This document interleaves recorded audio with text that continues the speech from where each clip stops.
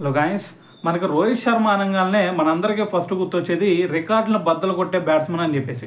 అయితే దాని తర్వాత చూసుకుంటే మనకి ఐపీఎల్లో చూసుకుంటే మరి ఎంఐ టీంకి ఎన్నో ట్రోఫీస్ అందించాడు. దాని తర్వాత మరి ఇండియా టీంలో చూసుకున్నా కూడా మరి ట్రోఫీస్ అందిస్తూ ఉన్నాడు. సో అదంతా ఒక ఎత్తు అయితే కెప్టెన్గా, మరి బ్యాట్స్మెన్గా చూసుకుంటే రీసెంట్గా మరి T20లో 12,000 పైగా స్కోర్ చేసిన బ్యాట్స్మెన్గా అయితే నిలవడం జరిగింది. అయితే దాని తర్వాత 12,000 స్కోర్ పక్కన పెడితే దాని తర్వాత ముంబై ఇండియన్స్ తరపున అత్యధిక సిక్స్లు కొట్టిన బ్యాట్స్మెన్గా అయితే నిన్న నిలవడం జరిగింది. సో ఈ రేసులో అంత ముందు చూసుకుంటే కైరన్ పోలార్డ్ ఉన్నాడు ఫస్ట్ ప్లేస్లో, అది కూడా 258 సిక్సెస్తో. సో మరి నిన్న మ్యాచ్ తర్వాత చూసుకుంటే SRH మ్యాచ్ తర్వాత సో అతను 259 సిక్సెస్కి అయితే వెళ్తాం జరిగింది. సో మరి కైరన్ పోలార్డ్ని అయితే బీట్ చేశాడు.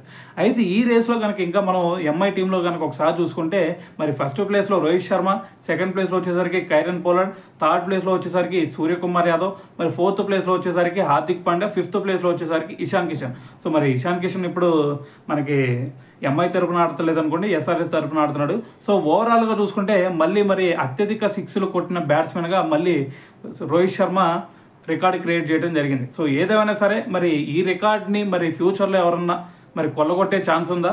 సో మరి దీని గురించి మీరేమనుకుంటున్నారు అనేది కింద కామెంట్ చేయండి.